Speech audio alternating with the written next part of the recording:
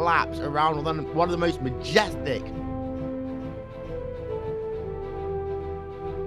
the fifth season of the iRacing.com World Championship Grand Prix Series sees drivers head over to circuit the Spa-Francorchamps for 44 laps of pure adrenaline racing. You've got new drivers, old drivers, and of course, you have Gregor Hutu, a 3-time champion, and Hugo Luis, a 1-time champion, both each looking to add an additional trophy to their racing cabinet.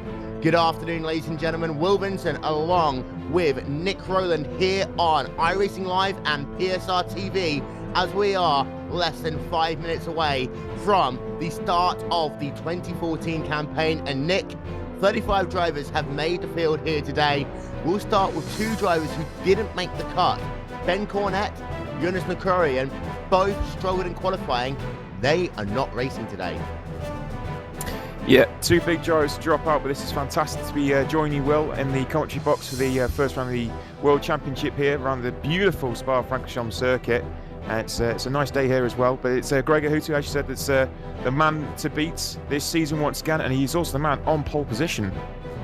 He is on pole position in that number 1 Team Redline car. He's got his teammate, Enzo Benito, who'll be starting alongside him in that first row.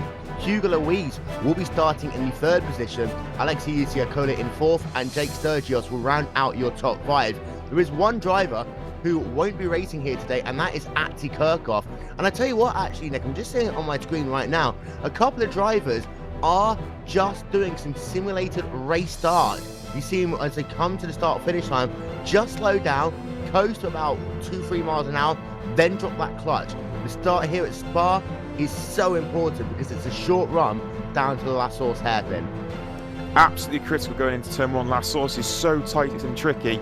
You get drivers coming in from wide angles, narrow angle, and will try to capitalise as much as they possibly can before they run up towards Eau Rouge and Radion. And of course, it's all about downforce, or low downforce, down towards Lecom along the Kemmel Straight. You saw the prize fund up on your screen just a moment ago, and that's one of the things about this as well, Nick. This is one of the highest paid series in all of sim racing, and these drivers, the winner, competing for over $10,000 and a trophy after all is said and done. So a lot of prize money at stake here through the iRacing.com World Championship Grand Prix Series.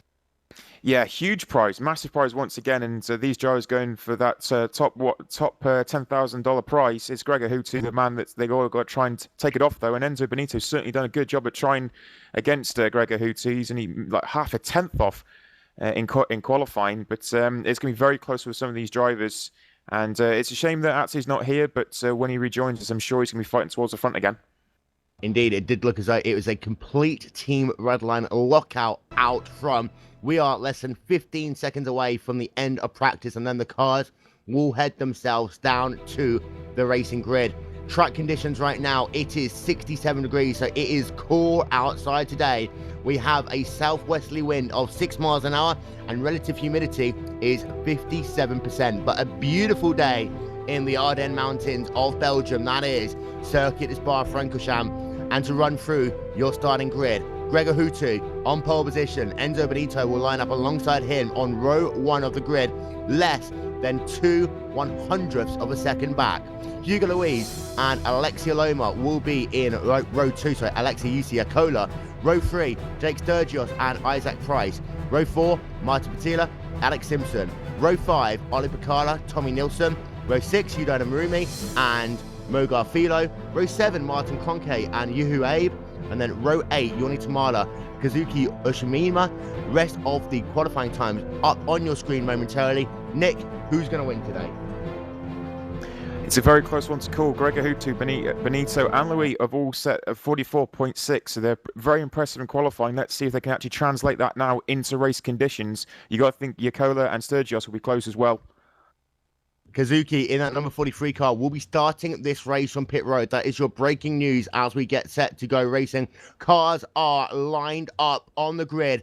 It will be the 5th season of the iRacing.com World Championship Grand Prix Series getting ready to go. Green any moment now. Will Hutu be able to take victory? Will it be Benito?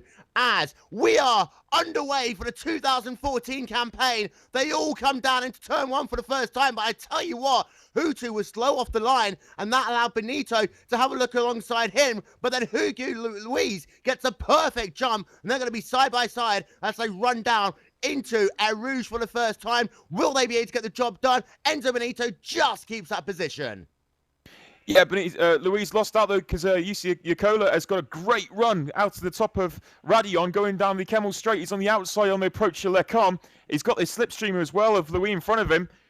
He's going to go to the outside and try and break all. Oh, he's braked way too deep. He's going to go off. Yakola's off. His teammate goes past and spins. Oh, he's gone round. And there's a little bit of going past him now. Let's hope no one hits him. Oh, he has. He's been collected. That's a massive wreck. Yakola had a great run down the outside, but it wasn't enough to go around the outside. That is one of the worst places to spin your car, down there at the Lacombe section of the racetrack. And he just broke so late there.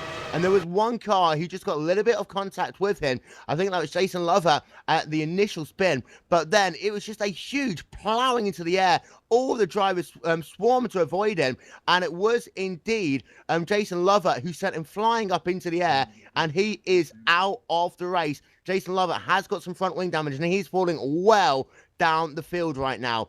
Out front, it is Gregor Hutu pulling out a commanding lead right now over Enzo Benito. In fact, that is about almost a second and a half on the racetrack. Hugo Luis a further 1.2 seconds back, and then it will be Jake Sturgios now up into the fourth position. Now, Sturgios on that run down into Lacombe was actually trying to make it 3 wide there, Nick. Didn't get the chance to do it, but Sturgios does look mighty fast in the early going of this race. Sturgios got one slippy rear wing. He was so fast through Blanchimont and catching Louis then as well. His crew's up to the back of him. That NX Racing car is flying along at the moment. And he's got a great run out of turn one, out of last source. And let's see if he can get any closer going through Eau Rouge now. But I don't think he's going to be able to. He's getting close. Can he get into the slipstream? He's quite far back, but look at how quick he's closing on him. He might just be a little bit too far back this time around. Of course, the iNEX racing cars are traditionally the fastest in a straight line. We had a couple of people come onto pit road. Jason Lovett is coming for a new front wing, and also Robin Friskops is on pit road and back out onto the racetrack. He will go right now. And so 2 drivers, early pit stops from them. That really is going to hurt their strategy. The times at the completion of lap number 1. Hutu, 1.3 second gap to Enzo Benito. Hugo Luis, a further 1.2 seconds back. Jake Sturgios in 4th. Martin Tila in 5th. Isaac Price in 6th. Tommy Nilsson in 7th. Ollie Picard at 8th. Martin Clonke 9th. And Yuda Narumi rounds out your top 10. Now, it was a clean start there, Nick. However, it all went wrong when you had Yakola come down on the outside, brake late, got himself then onto the curb. That's when he spun the car. And it's that sort of thing. First round of the championship. Oh, Nuno Narumi spins out of the race there. That was down at Stavolo. Stavolo won. I was just looking at him. He got himself onto that curb, and Stavolo won and just lost the car there. You've got those metal drains, and he has got that car running back again. No, he's not. He's out of the race, and that is going to be a big loss there for Narumi.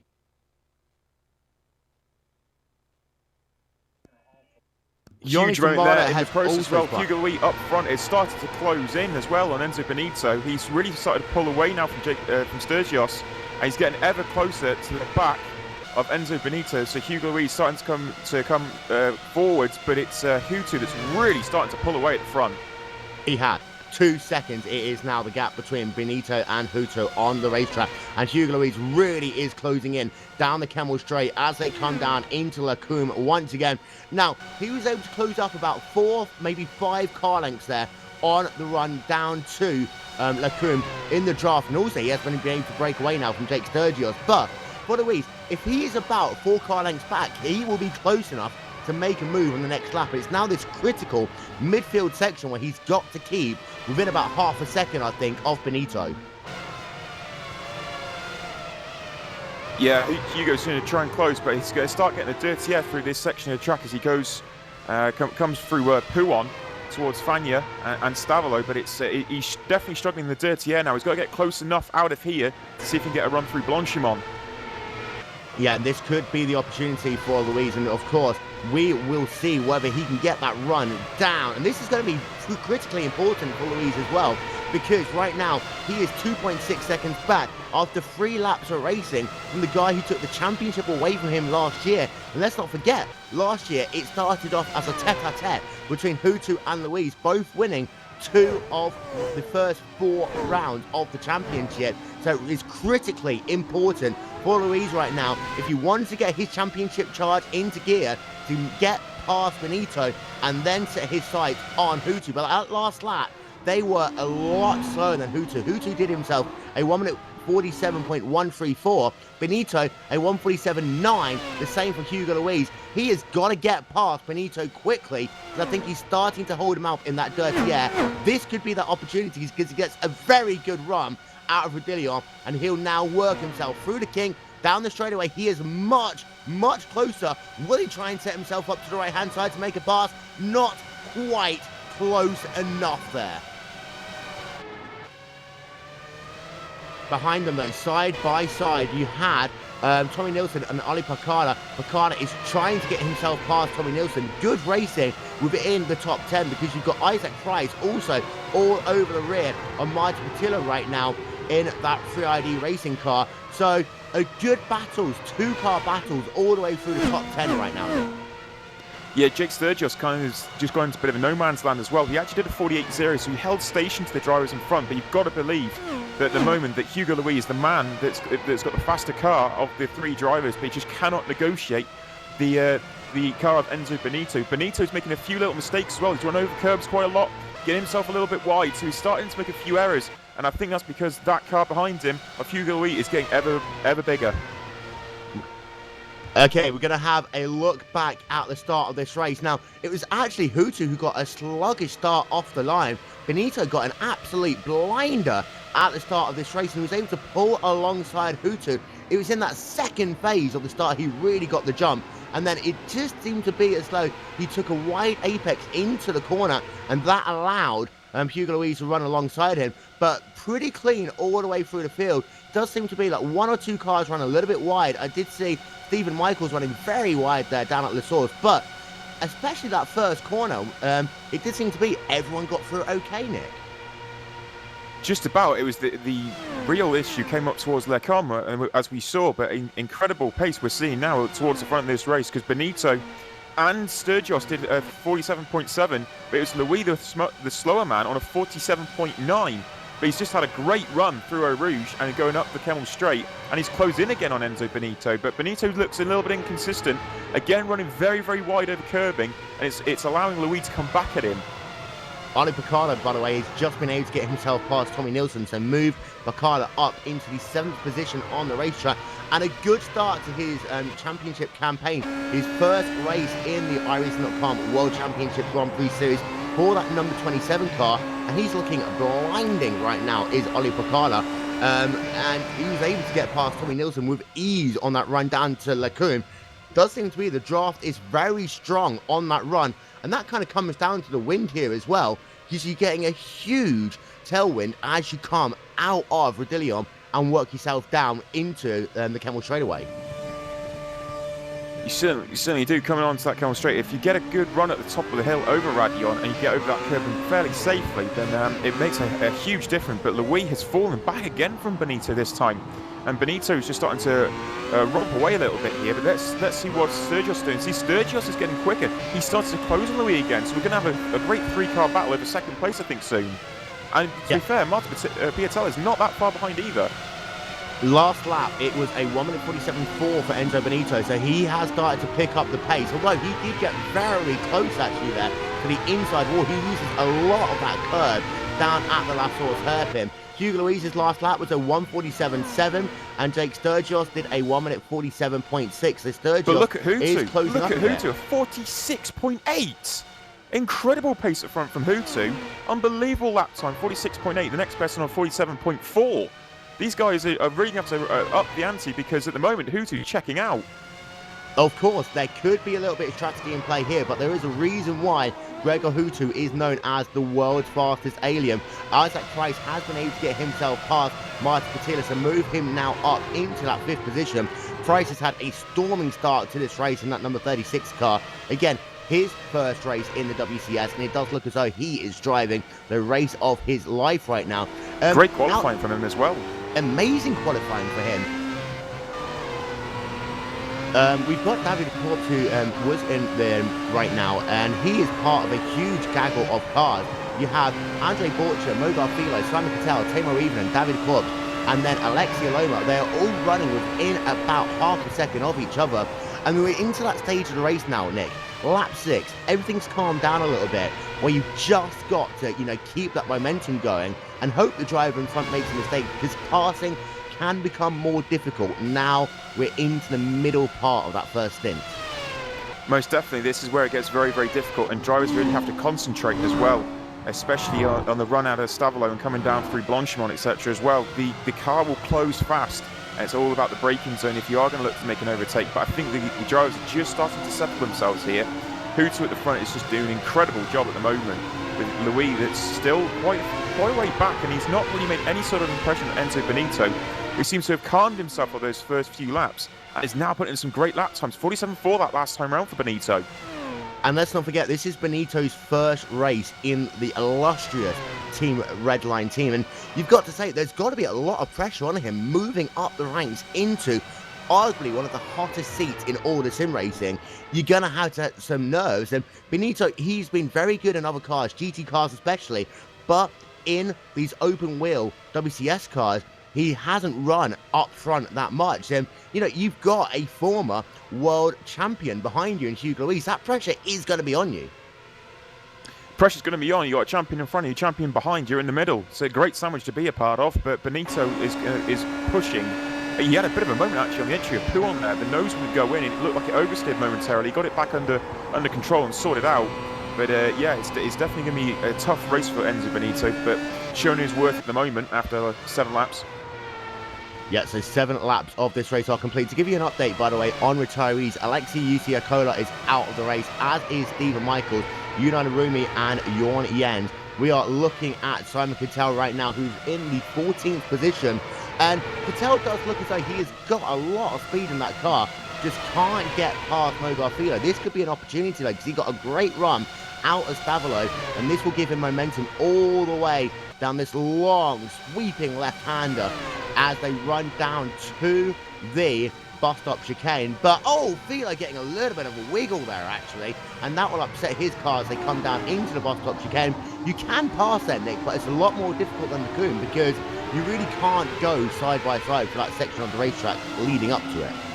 Yeah, it looks like Cattell lost a lot of downforce going through there as well, and he was not able to hold enough on the entry to bus stop. Even though Filo made that mistake, Cattell was not able to capitalise in any sort of way, and he fell backwards a little bit now, if anything, and got a bit of oversteer out of bus stop as well before the start-finish line. So it's a bit of a moment there for Cattell, but it's good to see Simon Cattell actually racing. I raced against him myself, and it looks like he's really strong in 14th at the moment, and trying to fight his way further up. Yeah, and there are a couple of drivers that I am thinking are having some tough days.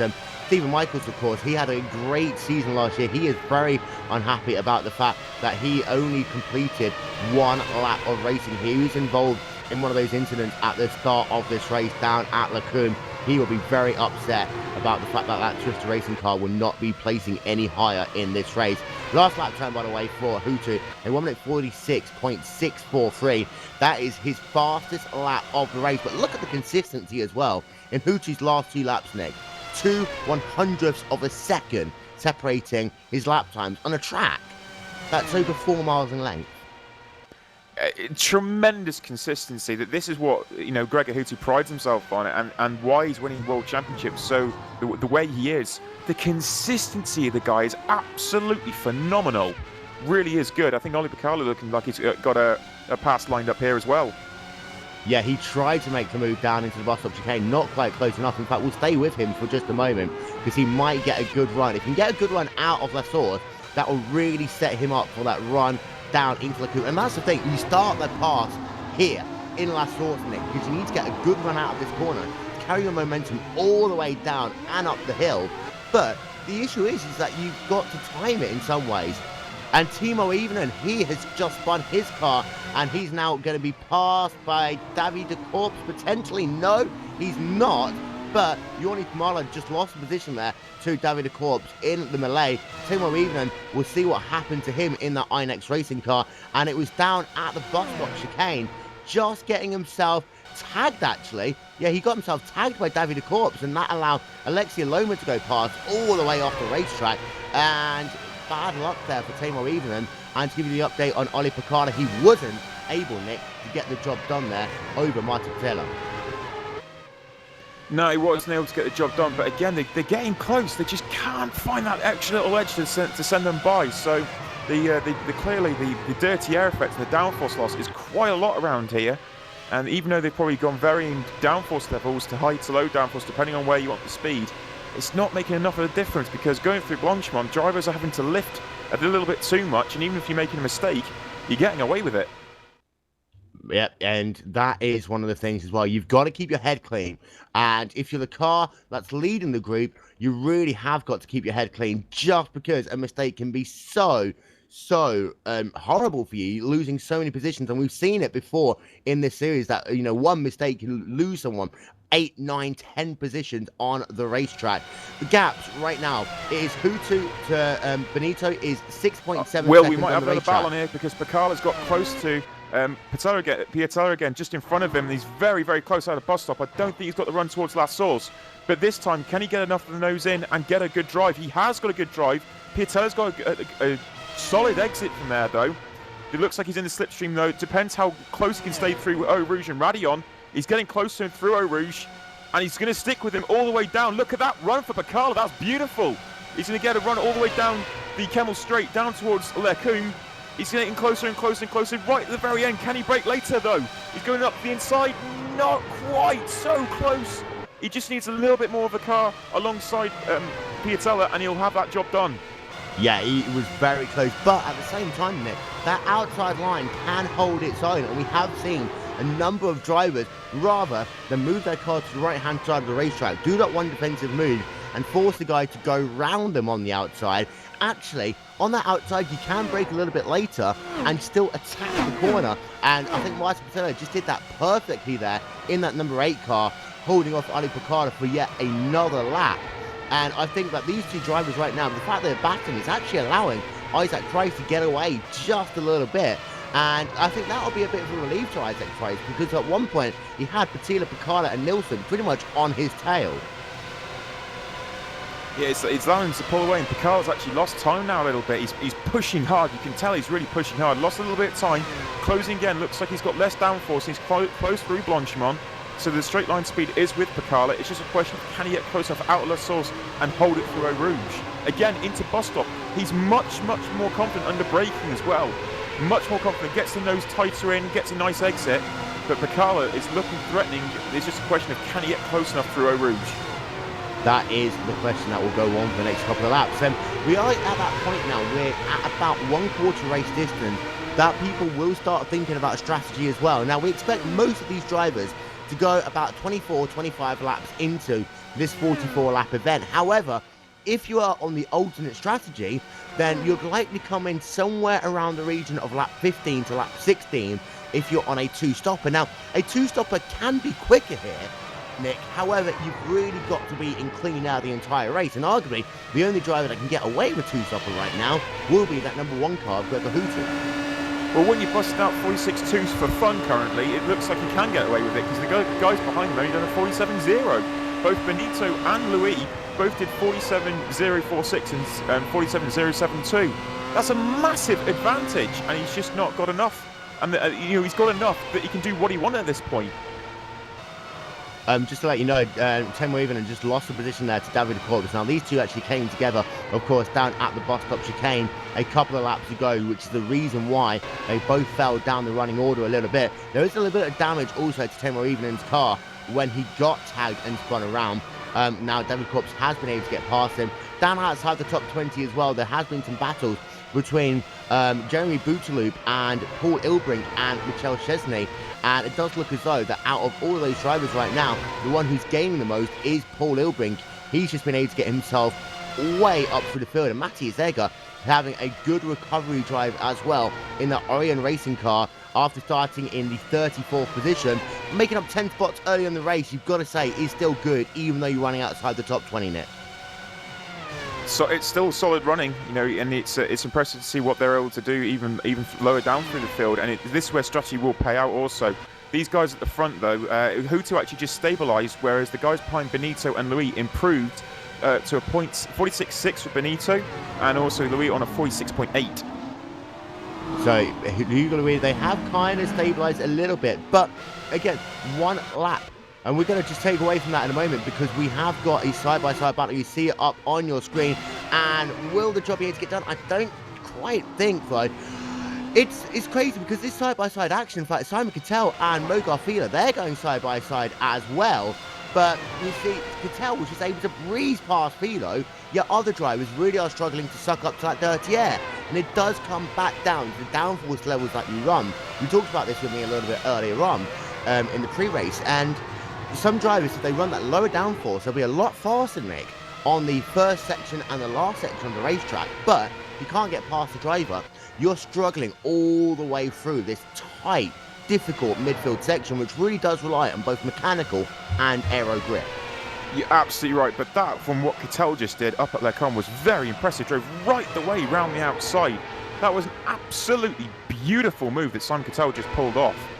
And he's now in 14th. He's going to try and close up to the guys in front, which is let's see, it's Andre Butcher now. So he's actually up to 13th. Sorry, signed correctly. That was a position for 13th over Filo. Yep, and of course, many people will know who are long-term viewers of the iRacing.com World Championship Grand Prix Series. They jokingly say that there's the magic iNex gear, mainly because, as I said earlier on, iNex have always traditionally been the fastest cars in a straight line. When we go down to tracks like Indianapolis, you will really see that along that huge front straightaway. Oli Picard and Martin Taylor, that one is still going on the racetrack. And we need to talk very quickly. We've got to think about Oli Picard just a little bit, because he has got the best one that he's had. He's going to look to the outside now, try and get that job done. Will he get his break a little bit later? The answer is going to be yes, he will. Oh, what a move. That was a perfect pass there. That was a glorious move around the outside, a beautiful piece of late braking. Bacala had so much confidence with the nose of the car to make sure it would go in, and drove clean round the outside of Piatella there, and now he can start to pull away. But Bacala, that was sensational. And this is what I said earlier on. You can make the pass on the outside line. I think famously in the iRacing.com Pro Series of Road Racing, Mogar Filo was just the best driver of going around the outside of people down at Lecombe. But Bacala was just phenomenal. You're going to get a replay of Simon Cattell on your screen momentarily, and that will just show you the huge slipstream advantage that he had when he made that pass down into Lecombe. But it does seem to be that there are some guys who really are trimmed out. But for Oli Picard, that so far has got to have been the pass of the race over that 3ID Motorsports team. And we have got to talk about the 3ID Motorsports guys just a little bit. We'll try and get it up on your screen in a little while. But if you have a look at the front wing, along the front nose, they have an RIP to Tom Zaz, one of their teammates who passed away. A horrific accident where he was killed in a car crash. And of course, all of our thoughts go out to him, and a great way of honouring him on the front nose of all of those 3ID Motorsports cars this year, Nick. Yeah, very fitting tribute. Absolute tragedy that happened there, but a lovely tribute that they've put on the front of that car, and I suspect they'll probably run it the entire season as well. But very sad, but very fitting what they've done with the car. So we will now run through your gaps as it stands. Hutu to Benito is 8.8 seconds on the racetrack. Benito to Hugo Luis is 2.1 seconds as it stands right now. Luis hasn't yet been able to fully shake off Jake Sturgis. The gap between those two drivers is 1.8 seconds on the racetrack. Then it's a further 2.1 seconds back to Isaac Krause, who rounds out your top 5. Now, this is the thing that gets me. There's only really from P3 down to about P10 a maximum of 2 seconds separating these drivers, and one tiny mistake or a little bit of a slower pit-in lap, not enough confidence on your pit-out lap, these drivers can really switch positions quite a lot still in this race. It's all to play for. I've got to say, the Jake Sturgis and his own teammate just behind him as well, Isaac Price, they're doing a fantastic job. They really are holding on to Hugo Louis currently, and it's very, very impressive what those two drivers are doing. And I suspect that the Enix Racing guys are going to be thrilled with what they're doing, in fact. Yeah, I think that there's a number of teams right now who are really showing their form. And you've got to say as well for Ollie Picard, his first race in the series, in that Glacier Racing team, doing a sterling job for that organisation. The guy ahead of him as well, Isaac Price, in his first race in this series. Phenomenal job by him. We talked about his qualifying earlier on, qualifying 6th on the grid in that number 36 car. So this is that thing as well. Yes, of course, we've got to talk about Hutu, Louise, you know, the two established drivers. Hutu, of course, being one of the veterans, having run in each of the 5 championship campaigns now. But those rookies are doing a sterling job in this event. Incredible, because they are rookies to the event. They're doing an unbelievable job at the moment. It shows the progression of iRacing as well, and the fact you can jump up, and the fact that you're quick from the get-go. And this 4th place at the moment, and with these drivers, is fantastic. We're going to go and have a look at Ilka Hapana right now, because he is battling with Yorni Tamara in the battle for 18th position on the racetrack. Ilka Hapana getting a very good run once again as they come out of Rodillo, flick it to the right-hand side, go underneath the bridge down this long Kemmel straightaway. Will Hapana try and do the same move that we saw earlier on with Picard? The answer is going to be an easy pass on the outside there. It almost looks as though Tamara just gave him the position down into Lakumnik. Yeah, again, same move on the outside. There's a lot of confidence around the outside there with the braking. These drivers have a lot of faith going around the outside, a lot of faith with the driver on the inside as well, that they won't make any rash decision or move. And again, Ilka has now moved up. It's a great driving from him. Yuhu Abe last time by a 1 minute 46.401. One of the fastest laps that we've seen in this race. Of course, Gregor Hutu is already down into 1 minute 45.7. Although incredible pace. Drivers are on a 45.4 now. Yeah, drivers on a 2-stop strategy though. This will be that time when they come onto pit road in the next 2 to 3 laps time, because you do a slightly longer first stint, then you want to make that gap up in that short middle stint, and I think potentially Abe could be on that alternate strategy, because that was just a blinding lap by that number 30 car. Yeah, that alternate strategy may play out, and we'll see it fairly soon as well. But that the pace, just generally these drivers at the front, it is really started to pick up. Louis, as he sort of goes forwards, falls back a little bit from Benito, but Benito, I have to say, he's on a 46.3. Louis was 2/10 faster that time round. Nevertheless, that's still good pace, and he's staying consistent now as Benito. He looks like he's really calmed himself down. Those early few laps, he was making a lot of sort of wide bursts with the curb and not giving himself a lot of room, but now he's really found a rhythm. Of course, the new for the 2014 campaign is also the iRacing stewards will black flag drivers and remove them from the race if they get more than what we call 15 incident points. So if you see them going off the racetrack lap after lap after lap, then they are going to get incident points and then eventually be disqualified from the race. Having a look at car 41, I take that back, it's actually going to be Michelle Chesney. They went too wide through Eau Rouge. That doesn't ever really work. They managed to make it happen, but they had a little bit of contact between the two of them, Nick. They were able to get the job done, but then down at Rodillo, that's when they came together. Chesney and Lassie Brun Hansen, 2 new drivers in the series again. Chesney does have some front wing damage there. Yeah, the rookie's going very, very close there, and that damage is going to cost them. But you go to show how a rookie can come into a series and do fantastic towards the front and then have a bit of a shaky one in the mid part of the field. But these drivers sort themselves out. But yeah, a little bit of that wing damage is really going to cost him now in this race. And he will really have to hope that he's not too far away from a pit stop, because that really does seem to be that it's hurting his car, especially on this section of the racetrack as they come down into Pool, that fast double apex left-hander. Ahead of them, though, we're having a look at David Korbs and Mogar Philo, but there is the thing that's going on, that the run still does carry on.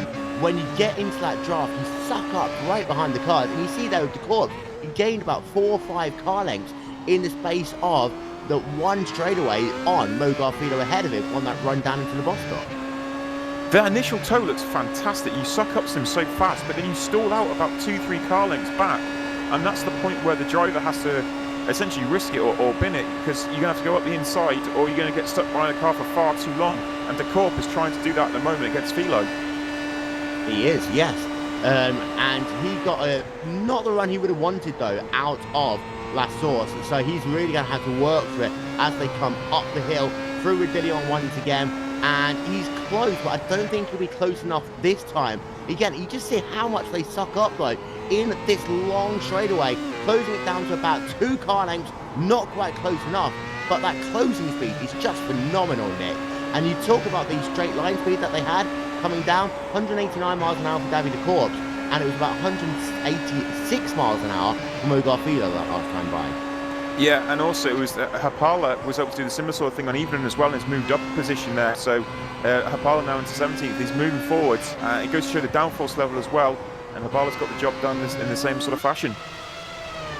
So great battles going on in the midfield. I have got to keep you aware of Oli Picard because he's now close up to the rear of Isaac Price. He's only about 1.2 seconds behind him on the racetrack as it stands.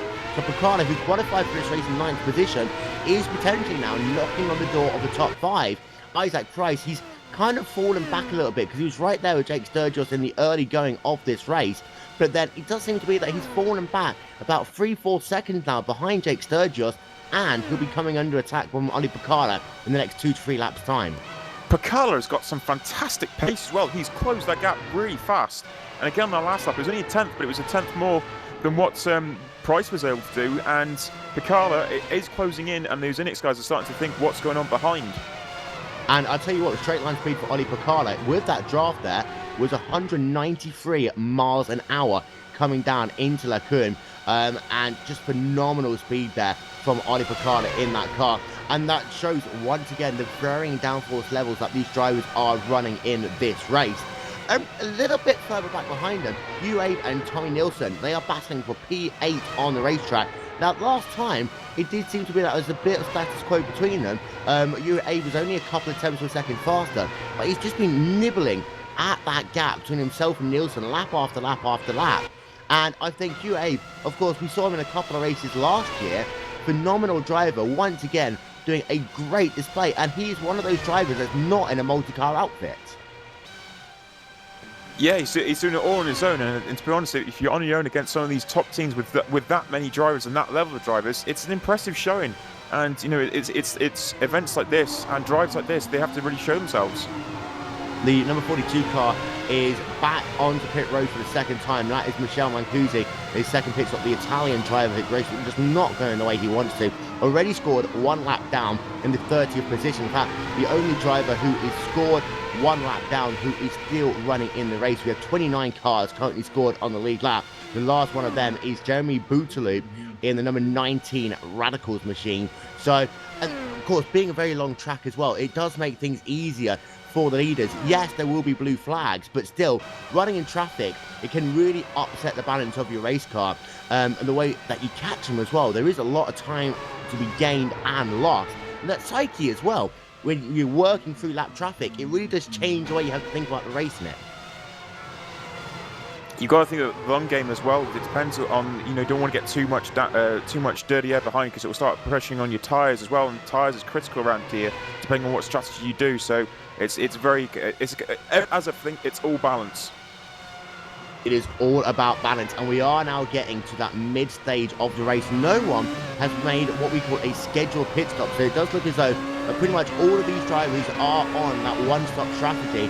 We were told that it'll be anywhere between about 24-25 laps, but you'd normally see drivers do on one stint, and Greg Hootie is about to complete his 19th lap of the race. So for some drivers, they might pit early for their first stint, but that one-stop pit window is now officially open. Yep, within the next 4 laps, you'd think, within this specific range, depending on what range they can get on the tyres, this is the time when they're going to start pitting. You may want to come in early and try and get a bit of an undercut and start go fast again. But these drivers have been pushing a lot now, and these tyres are starting to really get down to the bare threads. And Hooter out in front on a 45.1. Simon Cattell battling with Andre Borcher in the battle for the 12th position on the racetrack. Now, Cattell and Borcher, they've had some great battles in years gone by. They're having another one of these now. Borcher qualified for this race in that number 9 3ID Motorsports car down in the 17th position, and Simon Cattell qualified in the 19th position. They've been able to make some time up. I just think, though, that the fact that they've been running so close together, almost battling for position, has hurt their charge closer to the top 10, but still, good drives by these two drivers. It does look as though Cattell is struggling in some ways to find a way past Andre Borgia. It does look as though he's got the overall pace, though. Pace is there, but again, you've got to get past the gyro first, and these gyros, we've seen it all day long. That dirty air effect is very, very difficult to overcome. But when you do, especially around the outside of their com, you can really make it work with a late braking manoeuvre. Tommy Nielsen losing a position to you, Abe, and this was one of the easiest passes I think we've seen all day. Abe just got a phenomenal run out of La Source, was able to pretty much be side by side by the time they came to the kink. So he didn't even have to make use of the entire straightaway. And Nielsen just moved to the left-hand side, allowed Abe to have the position. Great momentum. You, Abe, now up into P8 on the racetrack. And this is, of course, the guy who qualified for this race in the 14th position, now securely within the top 10 as we're about to complete lap number 20 of his race. Abe having a great drive. Piatella's not exactly going quick at the moment either. He fell back from Bacala. Bacala in turn is close on Isaac Price. So Abe may even get close to Piatella before the round of stops, but yeah, you are Abe, after going past Nielsen, has already started to pull away. Yeah, so Martin Piatella is right now, about 2 seconds ahead of him on the racetrack, but last time by, Martin Piatella did a 1 minute 45.9. Abe was able to do a 1 minute 45.9 as well, so status quo between him on that last lap. But Abe set his fastest lap of the race that last time by, as he's now working on his 21st lap of the campaign. Let's talk about the guy out front, however, just for a moment. Gregor Husu, last time by, 1 minute 45.087. He'll be in the 44s likely this time by. Just what a phenomenal pace by Gregor Husu, and there is a reason why people call him the world's fastest alien, because his performances like this, he just get his head down and crack lap after lap after lap after lap out and never put a foot wrong. It's that sort of... whoa, sorry, I've just seen Happler going around the outside again. Another move from Happler going around the outside there on the entry leg con. But yeah, it's that consistency, that pace, that faith and belief that Hutu has, and he's just showing it at the moment. And the pace at the front is relentless. Yep, it's just absolutely... And also Benito as well. I mean, he has been able to hold off the established Sugarese. In fact, in the last couple of laps, build out a bit of a gap as well. He's been about 2 tenths of a second faster the last 4 or 5 laps or so. But Hapala, now he's been able to get past Mogar Philo. I expect to actually see him disappear off into the sunset and really start charging down Alexi Loma, Simon Cattell, Andre Borgia, and that group of people.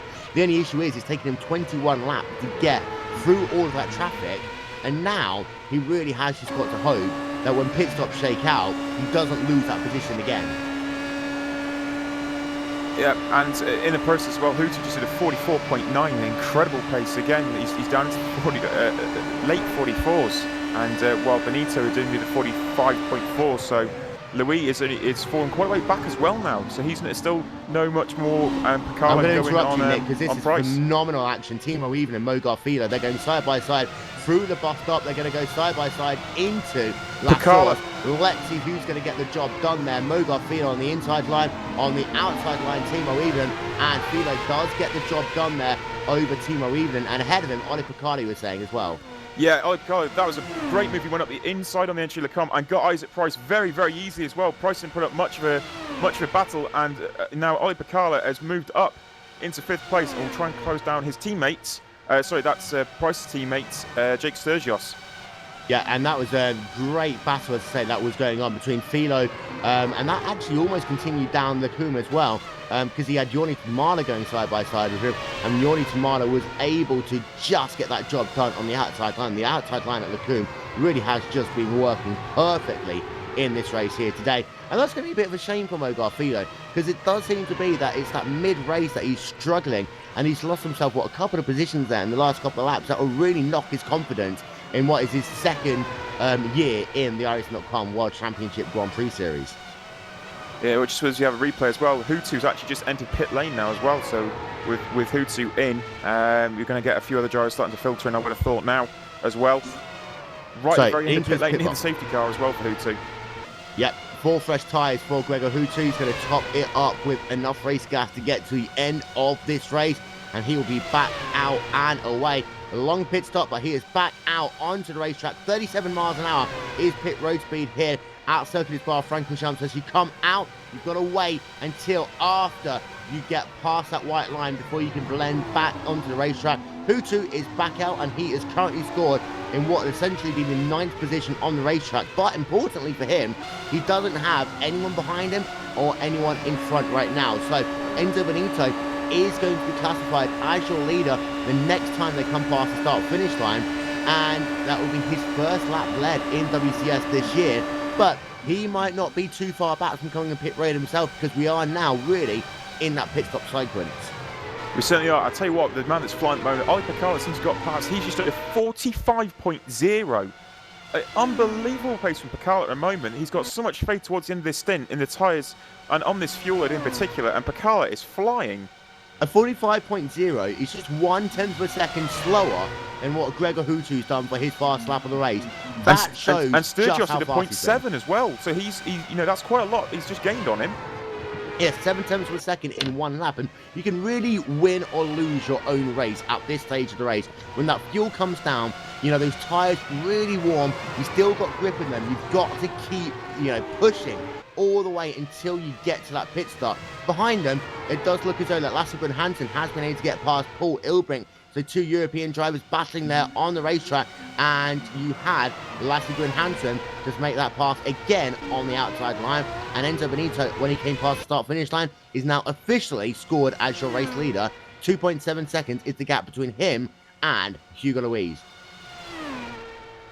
Yeah, and that time round, Picard was still 2/10 quicker. He wasn't as quick as he was last time round, but he's getting closer to Sturgis. He did a 45.6 and a 45.4 for Picard. So a few more tenths taken out, but Picard is the man on a mission at the moment. Enzo Benito also last time by a 1 minute 45.168.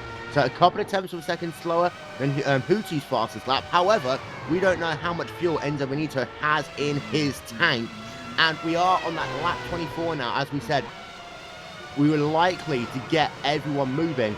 I'm going to get a replay up on your screen with that pass between Picard and Price, which is then in the battle for the 5th position. Of course, they are now running in the 4th and 5th spots respectively, as Gregor Hutu came onto pit road.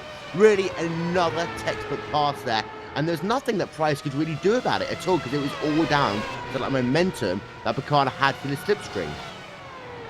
But again, that outside braking, Picard has so much faith. The guys going on the outside have got so much faith on that line to get the job done, and they're doing it with ease at the moment. So this is just perfectly easy way of getting that job done. Enzo Benito, by the way, is working himself down towards the bus stop chicane. Let's see whether he's going to come in this time by, or whether he's going to do another lap. In fact, if he does another lap, I'd love to see what his lap time is. And he is going to do another lap. So Enzo Benito in that 17 car. Let's see what his probably fast lap of the race will be. It's a 1 minute 45.1 again.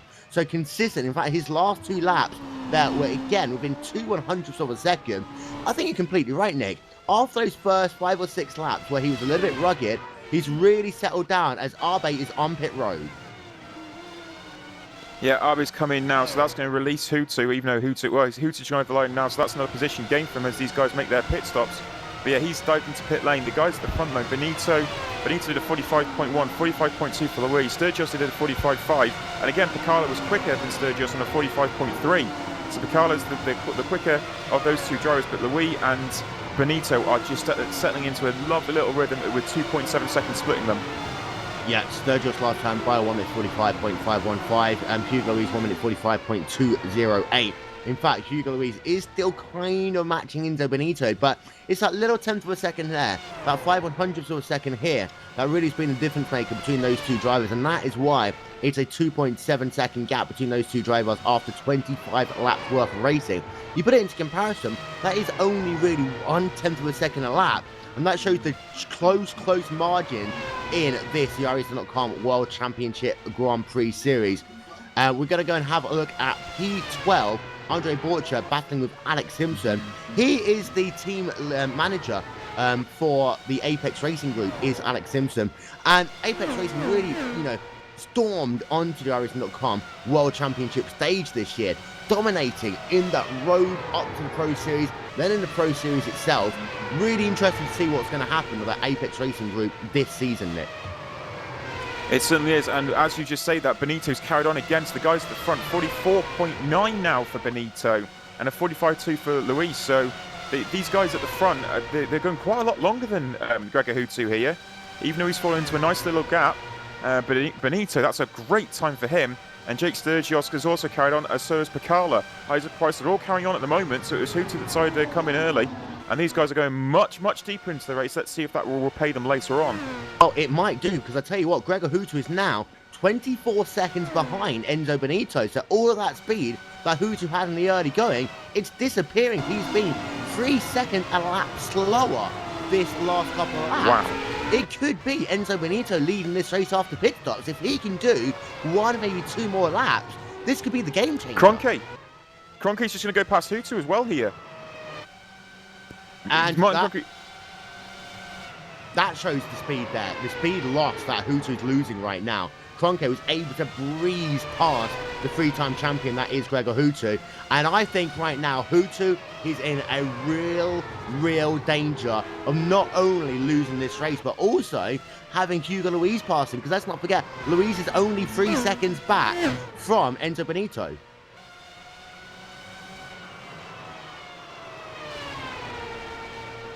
Got a replay that's up on your screen of Paul Ilbrink. He went off in one of the braking zones. He is back out onto the racetrack, but he has scored right now down in the 25th position on the racetrack. So it's been a tough day, actually, for the Radical team, because you've got Paul Ilbrink scored down in the 25th position. Jeremy Bootloop scored in the 28th position. Benito's pitted. And here he comes. This is race leader now. Benito's finally in, and I'm just going to see if there's any of the other drivers starting to come in as well. But Benito's the first man to dive into pit lane and see if there's any others going in with him. But Louis has gone through by the looks of it. Sturgis has definitely gone through, as has Pekala. So this means that Louise is your race leader. If we know what the gaps have been, it's about 2-3 seconds, or actually doing 1 extra lap. Louise can always eradicate that advantage that Benito has. We need to see where Gregor Hutu is. He is coming past the start-finish line, so it does look as though he might just be able to get back out into the race lead. The answer is going to be yes, but it's going to be a lot closer than earlier on in this race. And I want to see what that gap is between Benito and Gregor Hutu. I think it's only about 5 seconds on the racetrack. That advantage for Hutu is really half and a little bit more there. Yeah, that's really come down for Gregor Hutu. Obviously, he's now adapted and adjusted to himself to that fuel load and tyres, but that has really come down a heck of a lot. It's just a question of how quickly can these guys get back up to pace. We've got a number of drivers on pit road. Alex Simpson is on pit road. Ilka, her partner, David Corps. So really a lot of drivers coming in. It's Fulvio Barazzini, Lasse Brun Hansen, Matthias Egger, all on pit road right now. We are into that sequence of pit stops. And I tell you what, Hugo Luis, the last thing you need when you're trying to set your first lap on a race is lap traffic. But this could actually help out Hugo Luis a little bit, because he's going to get a huge tow. And Bootloop is just going to move out of the way. So he's not going to get as much as you thought there. But Hugo Luis is still going on, and he might be pitting this time by. Having a look though down in the mid pack, seeing what's going on there, some great battles going on, and see it on your screen. Nizolowski there and Friskops were battling for position. Friskops aims to get himself past Nizolowski, and Hugo Luis stays out for another lap. This is big now, Nick. Yeah, he's gone even later into the race now. Hugo Luis is flying along, and it's still good enough pace. It's still good enough pace from Hugo Luis, but he's carrying on, and he's still going. I think it's Price that's now pitted. And also, Oliver Carter is on pit road. Jake Sturgis is on pit road. And let's be honest, they were separated by about 0.2 of a second when they came in. It's all going to come down to the guys who do the jack work here. Who can get out between Picard and Sturgis? This is going to be one of the big battles for the latter stage of this race. And it is going to be Picard coming out of pit road. Sturgis comes out, and they're going to be Linus Stern. In fact, actually, Sturgis gained about 0.2 of a second on that battle. So they come in, Linus Stern, and they come out of Linus Stern, and also Isaac Price is out of pit road as well. We have got to keep our attention though, Nick, on Hugo Luis. These are going to be laps. You know, he's going to have to drive like a WCS champion. Of course, he is a WCS champion. He's got to drive like one now, because he can just about start sniffing a victory if he can do 1, maybe 2 more laps. It's going to be so close when Louis pits. It's, you know, Hutu's doing some solid enough times now. They are coming down, but nevertheless, it's just a question of how far he can go. But Louis is going to be in and out. It's going to be a short pit stop, that's for sure. Yeah, it is going to be a short pit stop, and that's our other advantage as well. It's that he's not going to have to spend as much time in his box. And actually, an interesting thing is that Jake Sturgis didn't take tyres, which is why he's a little bit faster on that pit stop. compared to Oli It's a Picala. big risk. So we've got to, it is a big risk, but if you can make the tyres go for 44 laps, it could be a difference maker as Hugo is on to pit road. So this is the game changing for the race. Let's see where Gregor Hutu is, because he is right now just about coming out of Stavrile, working himself down towards that long, sweeping left-hand corner. This is going to be a lot closer than anyone's going to give it credit for. Of course, it's a very slow pit road, but I think it's only going to be 2-3 seconds. It's going to be close. He's just hit the box now, and Hutu is coming through the bus stop, and he's still going to negotiate that very, very slow turn 1 of La Source. And Hutu has come across the line now. It's a question of where is Luis. Pit box. This is going to be incredibly close. He's going into La Source now for Hutu. Luis has gone. Oh, Hugo just loses out there. But it's a second on the racetrack, and Luis almost got that. It's 1 second between Gregor Hutu and Hugo Luis after pit stops. Yeah, and look at the run that Luis just had through the top of Eau Rouge there, through Radion, and he's gone defensive. Hutu went defensive straight away. He pulled to the right-hand side of the track, realising that Hugo Luis was going to be coming on him, and he's getting very, very close to him, but nothing he can do on the entry of Lecom. But wow, that was brilliant from Hugo Luis to close up that much of the advantage that had been created by Gregor Hutu. But Hugo Luis now is going to be all over the back of Gregor Hutu. Just got to get those tyres up to temperature nice and quickly. Wait, ran wide there, Hutu. He is struggling. And we very rarely see mistakes from Gregor Hutu. I think I saw one mistake from him last season. But I tell you what, we've got a race on right now. The last couple of drivers are making their pit stops. You've got Isaac Price battling right now with Martin Patella for P8 on the racetrack. Price lost out a little bit on pit stops there, but he's battling, in fact, behind him. Right down the inside goes Yorni Tamala down into the Flangy chicane. That was a big, bold move there by Yorni Tamala in that 3ID Motorsports car, just sliding past Isaac Price. Huge move. Luis at the front at the moment is not got any closer to Hutu, but he's stayed about in the same sort of region, closes up into the bus stop, and these guys are going to be going at it for sure. But this is going to be so close between these guys now as coming over the line. It's been good lap there for Luis. He's kept on the back of him. He's had faith in the tyres, and he's got on with the job, and he's going to close in on Hutu now as the Kroenke carries on. Yeah, and Martin Kroenke still stays out. 30 laps that he's done on this one tank of fuel. We've got to see what the straight line speed is for Hugo Luis as they work up the hill. Now, Martin Kroenke can do 189 miles an hour in a comparable car without draft. You see, Hutu is defensive once again, but I think actually that time, Luis is slowing? Yeah, Luis is slowing. I think he got a slow down penalty there. He was just too aggressive through Eau Rouge, and that is Luis's race pretty much done. All that advantage he gained by staying out longer, he closed it up to, 1 second on the racetrack. A simple error, and we are talking feet here, and Hugo Luis, all of a sudden, is about 2 seconds behind Hutu again, and Hutu has dodged a huge bullet. Dare I say that was a rookie mistake? That's so rare for Luis to do as well. That was really just... That was so aggressive coming over the top of Eau Rouge there and coming onto Radion. He wanted to get the best possible drive he could, and it was just too much of a risk, and he's now copped the price for it. Yeah, and I'm just having a look, and he had all four wheels outside of the curb, and that is the reason why he got that slow down penalty. We just saw one drive there. I'll try and get confirmation in a minute. He just lost a lot of position. We'll get confirmation of that in a moment. Martin Kroenke, let's see if he comes on the pit road with 30 laps of this race called complete. Lost out to Picala there. Look, he's gone backwards because Picala's gone up, and he's now the one behind Sturgios. Yep, and Kroenke is finally onto pit road. 30 laps of this race scored complete, and he's going to come in. In fact, actually, he will probably come out around Hugh Abe, around P13, so not the race that Martin Kroenke necessarily wanted to have. He perhaps just went a little bit too long. And it's a 2-second gap, by the way, now between Hutu and Luis. So really, Luis just lost that race there with a very simple mistake down on that tip of Rodillion. Yeah, Kroenke, like you said, has made his stop as well. Kroenke in and back out now. He'll feed out into the middle of the pack. But so out in front, Gregor Hutu will now lead the way, but he's not got the pressure that we thought he might do from Hugo Luis. But he's going to try and close that gap. It's 1.9 at the end of the lap. And Paul Ilbrink is on pit road again. So, again, not the day that Paul Ilbrink wants. And he was well down the field in the first place. And in that 15th position, he will probably come out towards the rear of the field. 4 fresh tyres for him. I'm just having a look to see Timo even in the 20th position goes past it. Outside the top 20 likely for Paul Ilbrink.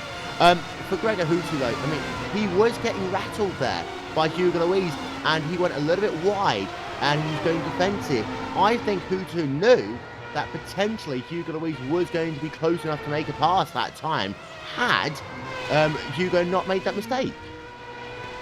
Yeah, the straight line advantage. Hutu's clearly aware of Luis's advantage in a straight line, and he went defensive so fast out of Radion that you could see that Hutu was thinking, no, he's getting closer and he will make an attack. But Louis was just too much for him. Going around on the next lap, and it's cost him. It's cost him massively now as well. Hutu's now dropped into the 46s, so he's starting to get the pace coming back towards him. It's just a question of what Hugo Louis can do.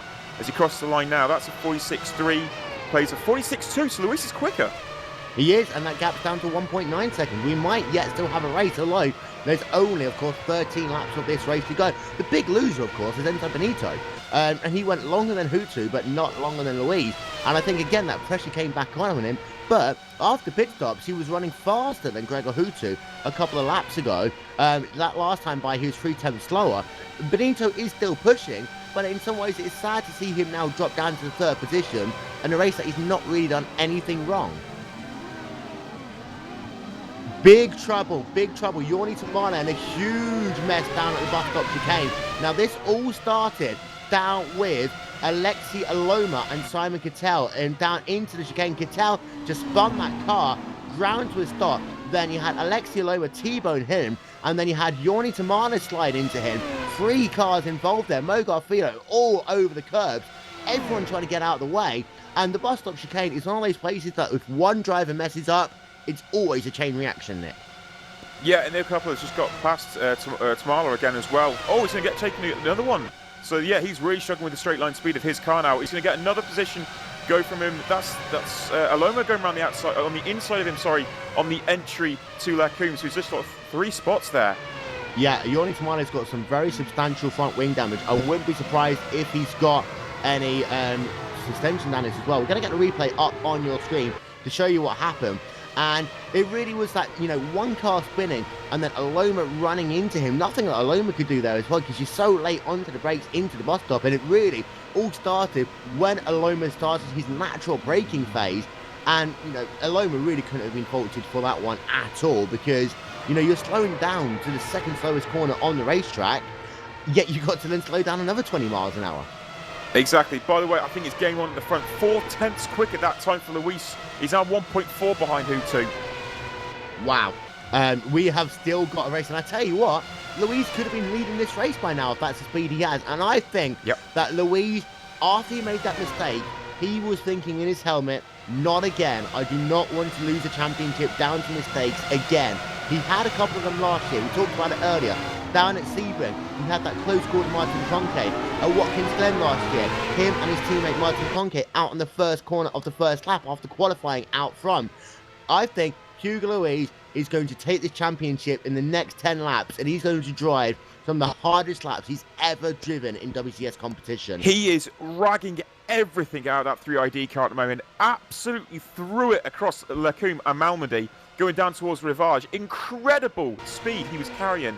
I mean, he was so far over the curbs, he may as well have been a touring car. Unbelievable commitment through there. And he is definitely gaining. To quote Murray Walker, he is definitely gaining as they come out of Stavolo, work themselves down towards Blanchimont once again. 33 laps of this race, we scored complete at the line. We have still got a phase of this race where anything, and I mean anything, can happen, Nick. We're going to show the incident up on your screen of what happened with Hugo Louise, and the rule is that you have to have at least 2 wheels on that curb on the left-hand side of that. Essentially, it is Le Rodillion corner, more famously known the entire complex as Air Rouge. But still, he had all 4 wheels outside. But no, it could be an inch, it could be half an inch. But if you have all 4 wheels out, Nick, you've got to do that slowdown penalty. Yeah, it's costing, but it's not costing at the moment because, again, he was about 2 tenths quicker that time round. Gregor Houtu did a 46.3, and he went really wide at the top there as well. So he's got to go careful as he went over the top of Eau Rouge there, because he can see Luis is coming. 46.0 again for Hugo Luis. And it's only 1.2 between them.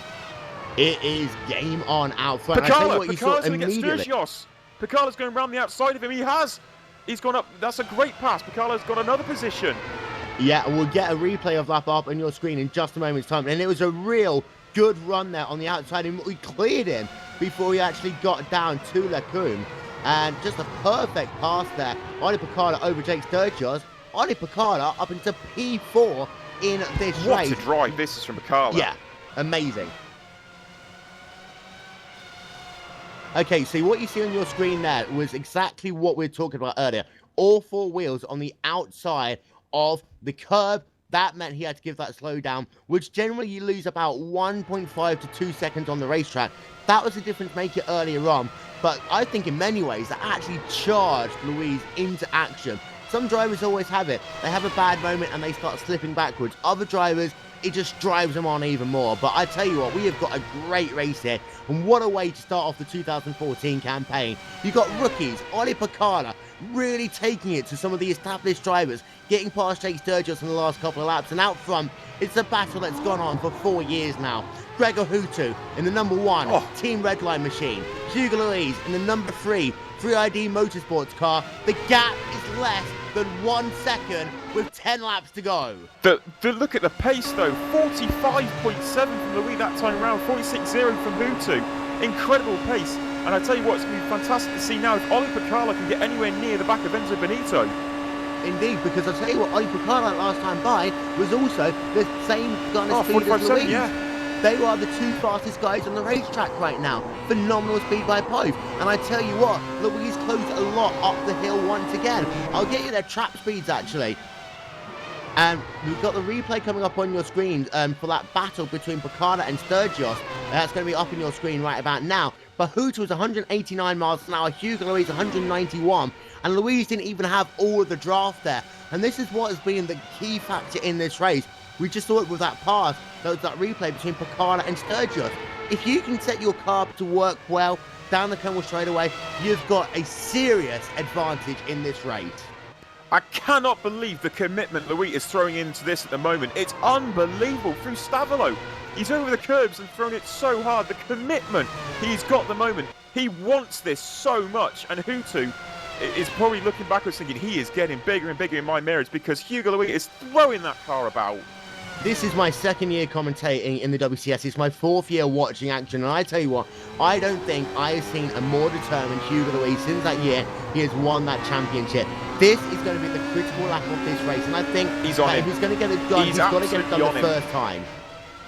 So, gap at the line. What is it? It is down to 0.7 of a second. Get Lecombe right, you could have a chance to win, and he gets it right. He doesn't get that wiggle out the corner. Houtu got a little bit of a wiggle. I don't think he'll be close enough this time. Perhaps next lap, but he was 2 tenths faster that time round as well. Yeah, 2 tenths faster. You can probably see the detail on the actual rear bodywork right now. He'll be taking some notes. But you see, Houtu's gone defensive already. He's weaving across the racetrack, trying to break that draft. 193 miles an hour for Hugo Luis, and Gregor Houtu can only manage 189 miles an hour. That commitment from Luis on the entry of Lecombe was seriously impressive as well. He is on him. He's absolutely on him now. This is fantastic racing from Hugo Luis, and the pace that he is setting. And he sees Gregor Houtu and he says, "I'm after you. I want this more than you." And he is going for it. Of course, behind them, you have still got the battle between Enzo Benito and Oli Picala. Picala last time by 1 minute 45.909. Enzo Benito 1 minute 46.0. So he is closing up just a little bit. We are going to get a replay up on your screen of Matthias Egger making a pass on the racetrack. I believe that was with Michel Chesney in that number 40 car. Egger, of course, has had a bit of an up and down race. He qualified down in the 34th position, but now solidly inside the top 20. So the Orion Racing car really is driving every lap to the limit. Out front, though, we're going to keep the action out front for the time being, because this is by far the battle that everyone wants to see. It's between Hutu and Louise. The gap this time by, will it be below half a second? I'm not sure. It is going to be a little bit closer, but it's that dirty air phase of the race now. And in fact, yeah, we're in that dirty area. Now Louise has got to be smooth in that middle portion of the racetrack, because if he's rugged, he's just going to be scrubbing speed in that dirty air. Yeah, both said a 45.8 then as well, and Benito did a 45.8 also. Sturgis 46.1, Pacala 45.8. The front four drivers did basically an identical time, and Hutu straight away went defensive again. He realises how slippy that car is of Hugo Louis, and he goes defensive immediately. Yeah, and we were on board there with Hugo Louis, and you can just see how much closer he was getting. This, I think, is going to be critical in this race, and I tell you what, I think that this is going to come down to the final lap of the final race right now, if it doesn't get decided before then, because I think that Louise, he's just got to nail this sequence of corners once. And if he can nail it once and really, cut out that dirty air effect, and this is the corner right here, Nick, where it's most profound. Thor, if you can get through it here, then you've got a chance, but it's that corner which really fast does through hurt there the with car. Hugo Louis. Yeah, perfect.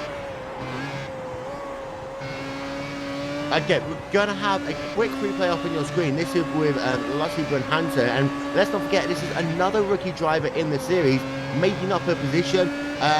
47 car of Brunhanser. Oh, I think he's done a sterling job today. First Danish driver we've got in the series. What a good drive by him. Yeah, with all the new guys that come in, it's a fantastic drive from them, but even as the guys towards the front and the back, these new guys are getting experience, that's for sure. We have got ourselves less than 10 laps to go, and anything can still happen as they come past the stripe. I'll tell you what, the gap is a little bit closer this time by, and yes, it's down to half a second. This is potentially the time, and I'll tell you what, you will see Hutu go defensive as soon as they come out this corner. Look at this. This could be the first big chance of Louise. It might take him 2 laps to do so, but this potentially could be the opportunity. They come through Air Rouge. They'll come out of Air Rouge. Don't make the mistake again, Hugo Louise. And you see immediately Hutu is going ultra defensive, breaking that draft, and Louise is not having anything of it at all there. No, that was 0.3 the difference there as well. 45.7, 45.4, and Louis closed so fast up there as well. As soon as he gets any sort of run through Air Rouge, he will have him, because there's nothing Hutu can do at the moment. I tell you what as well, Hutu will have to be a little bit careful in the next couple of laps, because if it gets to the point that Louise is within 2-3 car lengths, Hutu won't be able to start, moving around the racetrack as much. He'll come down to that one move rule that would otherwise be called blocking. So I think Hutu's in a lose-lose situation here, because it's only so much that he can really, break the draft. And at what point does it become breaking the draft? At what point does it potentially become blocking? Well, that's true, but he went right straight away, so that's one move, and he just went simply back onto the racing line. So he's made the one move as such, and he's going. It looks like Louis has just fallen back ever so slightly going through Stavolo there, and he's will close again through Blanchimont because he's got the faster car in a straight line up towards the bus stop again. Let's see if he can close under braking. He does close under braking, but the drive that Hutu has in slow speed corners is very, very strong. And it's just a question of can Louis match it, and he has that time by. The gap's going to be so small. It's a bang on half a second, pretty much matching times there as well, 45.5 each. And it's the case now, can Louis get a good drive out here? He has got a good drive, and this might be the chance again through Eau Rouge. Yeah, and I tell you what, last time by, he did get a little bit of a wiggle out of that source. This time he doesn't. Let's see what happens when they come up the hill with 5 laps of this race to go. Now, Hutu, I think, is going to try and do something a little bit different each and every time we see. This time, actually more of a gradual move to the left-hand side of the racetrack. 195 miles an hour, though, for Hugo Louise down into Lacombe. If he was that 10th closer that he was last time by, they would have been side by side into that corner. He would have, yeah. That was getting very, very close to Hutu there. He pulled to the right straight away off the top of Radion, and then pulled it back to the left. That's not quite weaving yet, but he's going to have to go careful because that will get looked at, I'm sure, because there's a fine line, and at the moment he's on that fine line, but he's just on the right side of it. I tell you what, I really do not want to be the iRacing stewards come the end of this race. It's been good, clean driving, let's say though, throughout all of the 35 drivers that made the trip to Circuit de Spa-Francorchamps, and phenomenal driving by all of them. Even when there's been incidents, people have been cautious as much as possible. Of course, we saw them in a lay down at the bus stop about 5-6 laps ago, but there's nothing anyone can really do with that. Even at the start of the race, you have to say, Nick, that all those drivers avoid that spinning car down at Lacuma on lap 1 with phenomenal position, and they thought, okay, get through this, then we'll carry on racing. Yeah, first race of the year, and the fact that there wasn't a massive incident, a bigger incident than what there actually was, is actually very impressive. As Luis has closed up once again through bus stop, that was a lovely drive he got out of there as well. He has closed more. It's just over 4/10, and if he gets this right, this will be the run. Oh, he's a little bit wide. It's Hoots on the entry to last source there as well. He got the exit, but he was a little bit wider than he would have liked to be over the apex. Yeah, so a little bit of time, I think, they lost net to Hugo Luis that time. Let's see what will happen as they come up the hill, because it is a lot closer than it was the last time by. 4 laps in this race going. I tell you what, it's starting to look a little bit like the 2000 Belgium Grand Prix with Mika Hakkinen and Michael Schumacher. Not quite close enough, but I think there is some loud traffic that I just saw in the distance ahead of them. That loud traffic could be the difference maker, just like in 2000. And Hutu arguably just broke that rule of weaving because he went right, left, right, but he held the middle of the track rather than the very extreme right. He's got to go careful now because Louis is on him, and this is a very, very fine balance out now for Gregor Hutu. Yeah, and I say, with less than 4 laps of this race to go, we've technically now got just under 15 miles of racing to go here at Circuit de Spa-Francorchamps. But what a race it has been. To give you a run through of your full top 10 very quickly, it is Hutu leading by less than half a second over Hugo Luis. Enzo Benito is in 3rd, Arnie Picard in 4th, Jake Sturgis in 5th, Martin Patella 6th, Isaac Price 7th, Martin Conke 8th, Tommy Nielsen 9th, and then you, Abe, rounds out your top 10. Your retirees are Alexei Yusiakola, Stephen Michaels, Yuran Arumi, Jorn Jens, and Jason Lovett. Simon Cantell is also out of the race. He's the last driver in the 29th position. One driver scored 1 lap down, and that is Michelle Mancusi in that number 42 car right now. But Luis has closed up so much on the entry of bus stop. Sorry, well, he closed to the absolute extreme there. It's now 3/10. Again, he just needs this run. A little bit wide on the apex again for Gregor Hutu. It's all about the exit. They've both got a good exit. This might be the one here, Will. This is it. Down the hill they come. This is going to be potentially that move for the race victory. Here they come, up the hill. A good run by Hugo Luis. He's never been this close.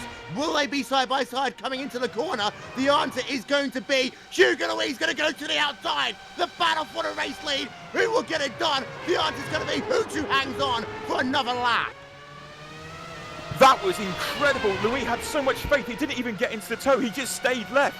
He stayed left and was going to try and go around the outside of him. But Gregor Hutu had plenty of faith under braking. But Hugo Luis, that was superb to have that much faith. And that's how slippy that car is at the moment. He'll get another go. He will get another go. But he's got to not do what Raikkonen did last year. And he's got to make that move decisive. He's got to be decisive. He has got to be decisive. To give you a bit of an update as well, we have got a battle going on between Mo Garfido and Ilka Hapana. They are separated by about 7/10 of a second on the racetrack as Mo Garfido tries to recover his race. And let's be honest, he has rebounded quite a lot. He is scored in the 13th position right now. Ilka Hapana is about 6/10 of a second behind him. But also, Alex Simpson has fallen down the order just a little bit, running in that 12th position. He qualified 8th, so it's a net loss of 4 position for him. He won't be that happy with that in that Apex Racing UK car. But those drivers are separated by about a second each. Alex Simpson to Mo Garfido to Ilka Hapana. Back to the race lead. It is Gregor Hutu versus Hugo Luis. Will probably stay with this for the majority of the rest of the race, but there is 2 lap cars ahead of them. The gap is back up to 4/10 of a second. You've got Alexi Alona and Yorni Tamada. They could be difference makers in this race because yes, there are blue flags, but also there's the potential for a draft if it's at the exact right part of the racetrack. He's very close again. Hugo Luis is so close to him again. They've both got wheel spin, and that's a cleaner line there for Hugo Luis as well. Can he get the job done this time? He'll go back to the left side. He does go left, and he's going to hold it right. Oh, he's weaved across back to the right side. That was cheeky from Gregor Hutu. Luis to the outside. Can he brake later? No, he can't. And it's still Gregor Hutu that leads the way.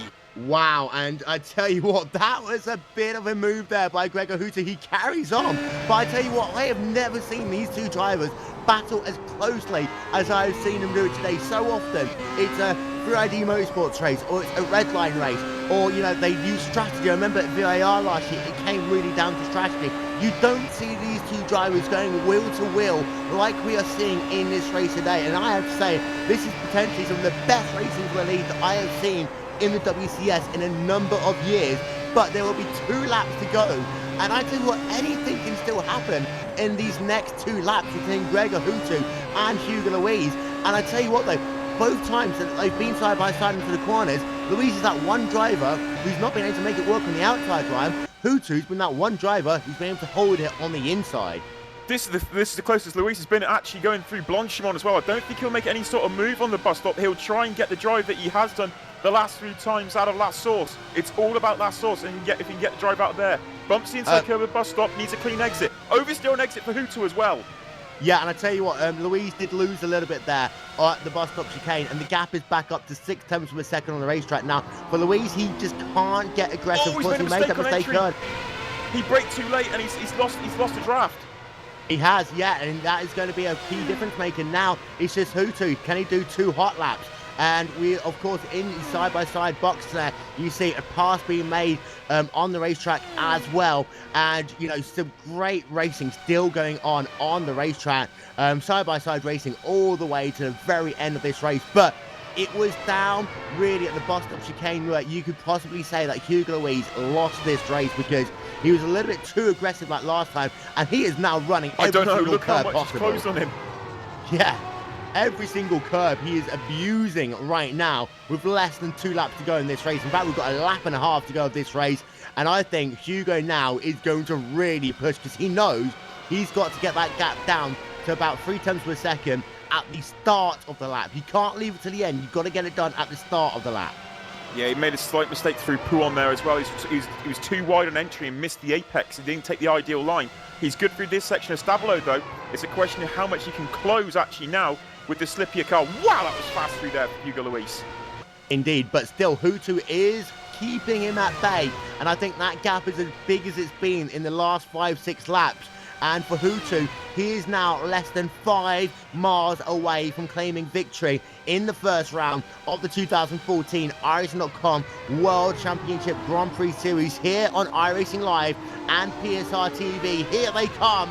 1 more lap of this race to go. And I don't think that Louise is close enough. I think that this is potentially now Hooter's race because Louise is nowhere near close enough there out of our source.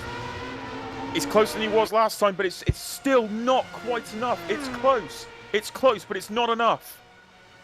It is close, but it is nowhere near enough. Unless Hooter makes a mistake, I think now Louise has got to go, and I'm going to call it desperation strategy. He's got to find a way of getting closer, potentially make the pass down into the bus stop. I don't think lap traffic's going to be an issue. Hooter is still running a defensive line. There won't be any issues there, but they come down into Lacoon for the final time of this race. And I tell you what, regardless of the outcome, what a battle this has been between 2 of the best sim racers in the world.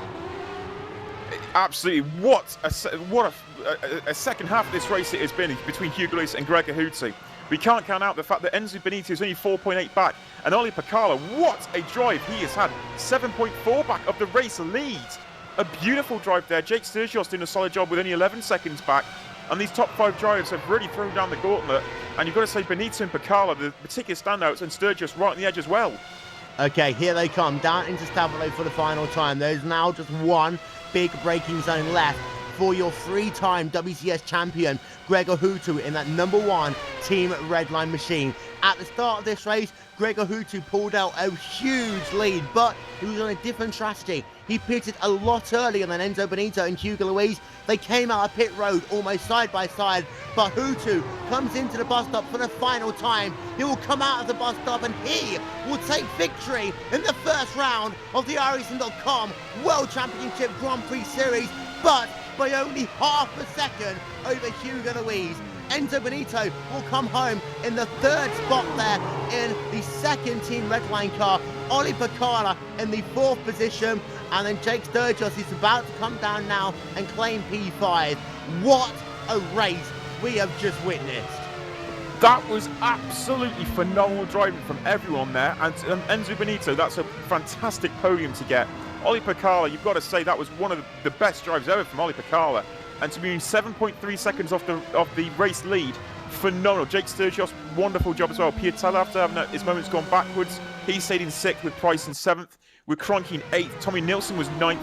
And wow, what a drive from Arbe, 10th place. Superb effort. Ilka Hapala just trying to make a last-minute pass there over Mo Garfido, wasn't able to get the job done. 11th place was Andre Borcher, 12th Alex Simpson, 13th is Mo Garfido, 14th Ilka Hapala, 15th David Corps. Just a phenomenal drive. And you actually look at the attrition as well. Out of the 35 drivers that's entered this race, we only have 6 retirees from this event at one of the hardest tracks in the world. Absolutely, that was magnificent racing all the way Robin through. Friscops, he was having a battle with Lassie Bryn Hansen right at the end there. It does look as though Bryn Hansen was just able to get the job done over Friscops, but they're still battling in those last couple of laps, and they're even outside the top 20, Nick. They're still battling right to the wire because they know that if you're not battling for race wins, you've got to keep yourself in those top 25 in points, and every point counts in this series. Absolutely, and to go that close throughout the field as well with some of those battles that were happening is phenomenal, really, and testament to these drivers in the way they have approached the 2014 season. So this has just been amazing. I have to say, potentially one of the best races I have called in the iRacing.com World Championship Grand Prix Series. Your results are as follows. Gregor Hutu taking victory by Hugo Luis by just 5.5 tenths of a second. And Enzo Benito, 3rd place, 4.9 seconds behind your race leader. Ollie Pacala, what a drive by him in 4th. Just 7 seconds back from 3-time world champion and countryman Gregor Hutu in his first WCS visit. Jake Sturgis in 5th position. Martin Patella 6th. Isaac Price in 7th. Martin Kroenke 8th. Tommy Nilsson 9th. And then Juhu Abe rounds out your top 10. Andre Borcher 11th. Alex Simpson 12th. Mo Garfido in 13th. Ilka Hapala 14th. David Corps in the 15th position. Then Timo Evenen, Fulvio Barazzini, Anton Hegelin, Matthias Egger, Paul Ilmbrink round out your top 20. Rest of the results coming up on your screen momentarily. We did have one did not start in this race, and that was the number 43 car of Kazuki Omishima. And unfortunately, his first visit to the WCS, he didn't even make it to the grid. So disappointing for him. But out from who to earn that victory today. He did. He showed what he's made of and what he can do. Phenomenal defensive driving, a little bit questionable at times, but he got the job done. And it was just unfortunate. It probably didn't last longer because if it wasn't for the slowdown for Hugo Louis, it would have gone even longer that battle. I tell you what, we very easily have just done another 22 laps of that, and it would have been just absolutely phenomenal to drive. But I'm going to ask you now, who's your driver of the race? Because I think you've got at least 4 or 5 candidates to drive the race today. Most definitely, you've got to say it's got to be either Hugo Louis or Gregor Hutu. But for me personally, I'm saying Pacala. That's phenomenal what Pacala's done there, and Benito the same thing as well. But I think Pacala, just for the overtakes with it, he threw in with it. I'm saying Pacala. I'm going to agree with you because, of course, Pacala is leading the rookie field in this race. And to talk about the rookies, Ollie Pacala in the 4th position. You've got Isaac Price in 7th, Tommy Nilsson in 9th, Juhu Abe in the 10th position. Of course, we saw Juhu a couple of times last season, but he was racing himself up, but he wasn't a full-time WCS driver. Alex Simpson in the 12th position as well. Just phenomenal drives for somebody. And even towards the rear of the field, Lassie Bryn Hansen, Robin Friscops had some great battles. Jan Niezolowski brought that car home as well. But yeah, my driver of the race as well, I'm going to have to say, is going to have to go to Ollie Pacala in that number 27 car because he's just been absolutely phenomenal. We are going to talk to a couple of drivers in just a moment. We've got Hugo Luis and also Jake Sturgis on standby. We'll talk to them in just a moment's time. But I think for Hugo Luis, there's 2 points in this race where he really lost it. First one was down into, of course, that 4 wheels off the track at Rodillion. And then that second one, the bus stop chicane incident. I'm also thinking that might just upset the balance of that race car because he wasn't able to close up those last few laps back to Hutu. It was close. If he hadn't done that, the battle would have gone on longer, and I think he would have had more than those 2 sort of half attempts, and I think it would have been more. It would have been more to it, but it just wasn't quite enough.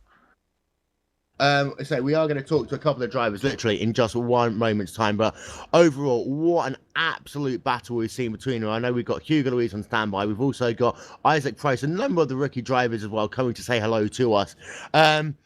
And I'm just thinking, we've still got 15 rounds of this championship to go. The next one is going to be in 2 weeks' time, and that will be the second round of the championship. 71 laps around the Autodromo Jose Carlos Pace. We'll talk a little bit more about that in just a moment's time. The guy who came home P2 in this race, Hugo Louise. I don't think I've ever seen you have that close a battle with Gregor Hutu in your 5 years running in WCS. Hello. Yeah, it was a great race. I'm very proud of first of all, of finishing the race, because first race of the season is always tough. You never know what times the others are doing, so you're always in the dark. Your time's in the dark, and you're right as well. Coming into a new season, anything can happen. And of course, we saw that. I think the big one today was your strategy. When Hutu pulled out that 10-second gap, were you worried, or did you know that you were on a different strategy and that the race would likely come back to you?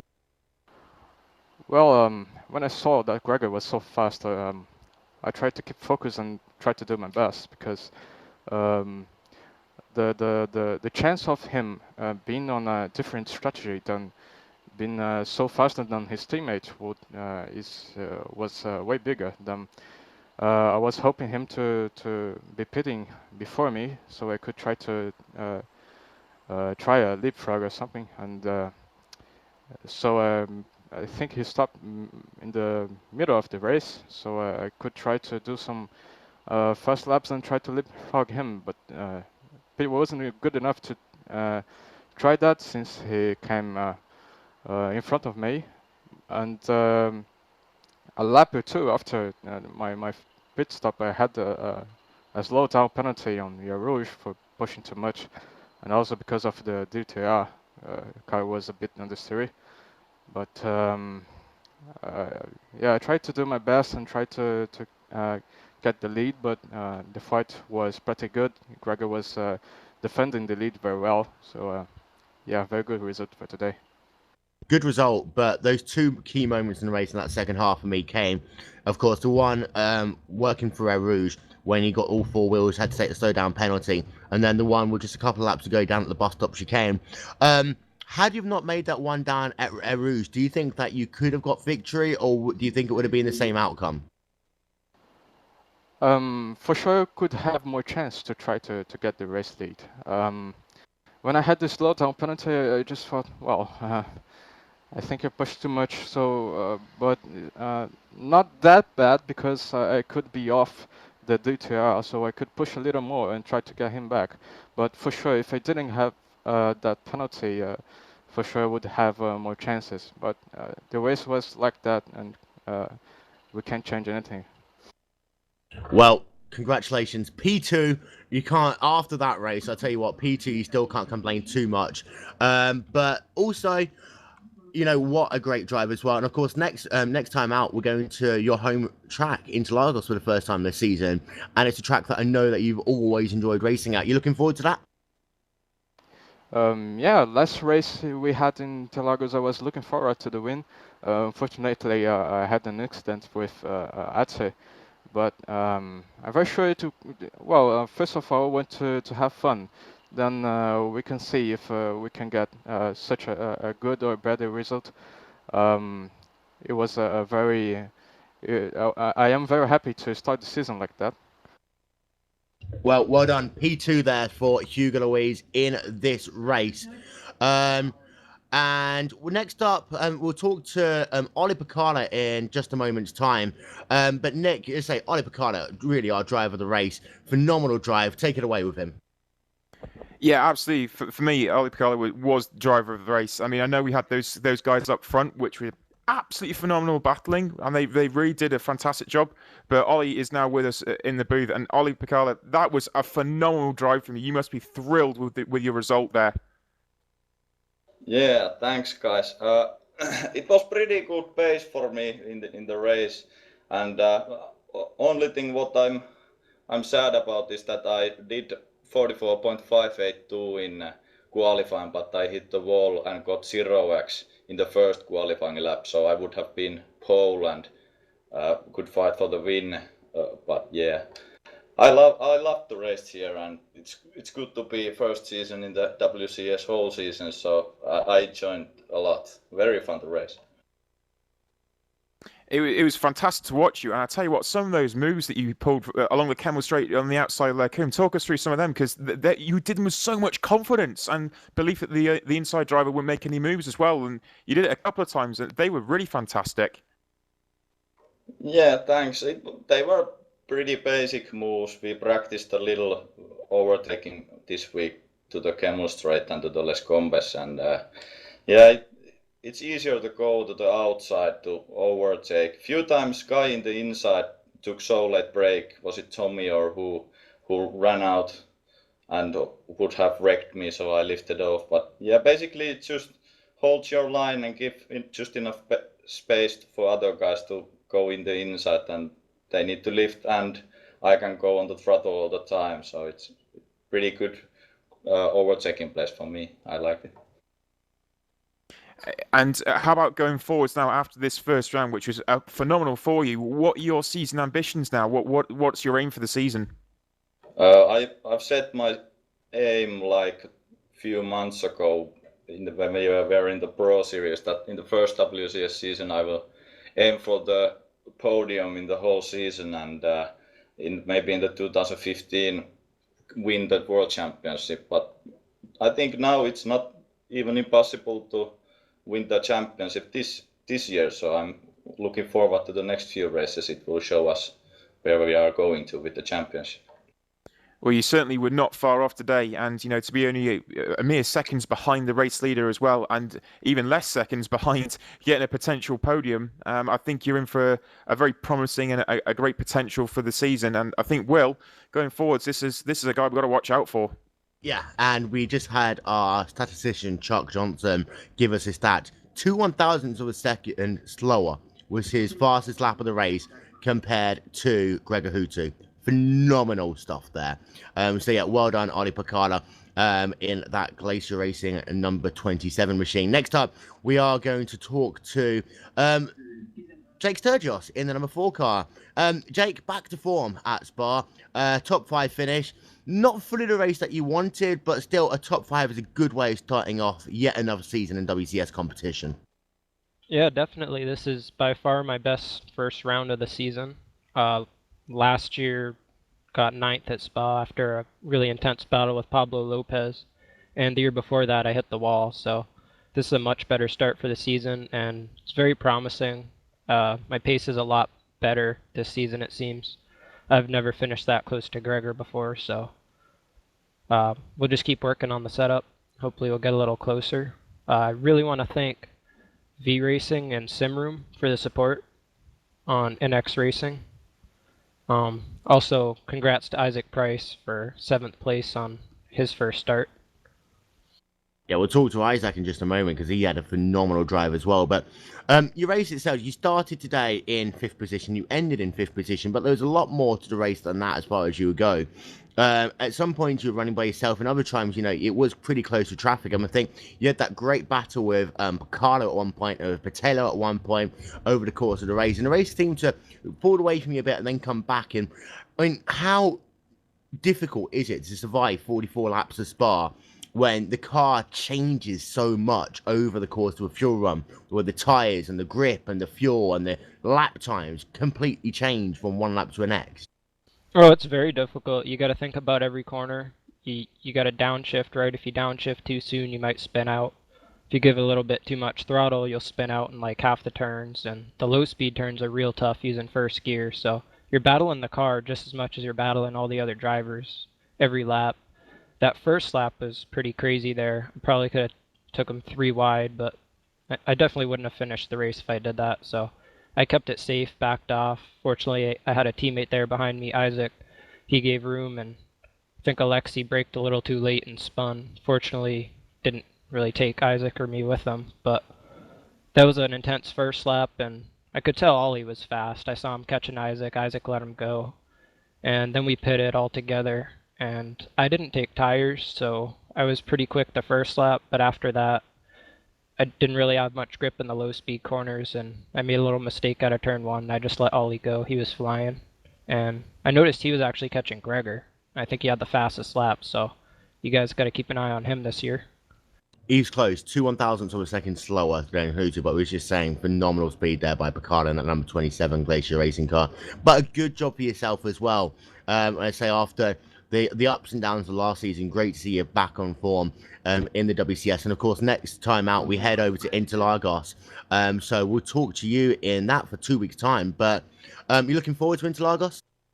Yeah, for sure. It's definitely a better track for me than Spa. I've been more competitive there, so if we can get a good solid setup worked on and get some good pace there, hopefully can get another top 5, maybe even a podium with some luck. But these guys are really fast this year, and that'll be tough. Well, well done, P5 there for Jake Sturgis. I'm going to hand it back over to Nick Rowland as he gets ready to talk to Isaac Price. And again, Price has just had a phenomenal race as well. And that rookie class, Nick, coming home in the 7th position and within 20 seconds of the victory. So, you know, another rookie driver into the series. Phenomenal job by him. Oh yeah, absolutely. Hopefully Isaac will join us momentarily, but fantastic for what he's done. Both those guys, in fact, and that team really starting to show what they're made of. And these guys are looking to push forwards in the championship. And what a way to start. You know, with Isaac finishing in 7th as well. And you know, it's sorry about that. We just lost Nick. We will get him back in just one moment's time. But in the meanwhile, Isaac Price, what a drive by you today. What a drive. P7 in your first WCS outing in the INX racing car. Finishing within 20 seconds of Gregor Hutu, who took the race victory here. And, you know, pretty much on pace with your teammate, Jake Sturgis, all day. You've got to be pleased with your first time out. Yeah, I was really happy. I didn't really expect it to go quite that well, but I had pretty much the same pace as Jake. I was just like a little fraction slower, and it made that difference to whether I was, because I came out around the 3 ID cars that hadn't pitted yet, so I lost quite a bit of time with that.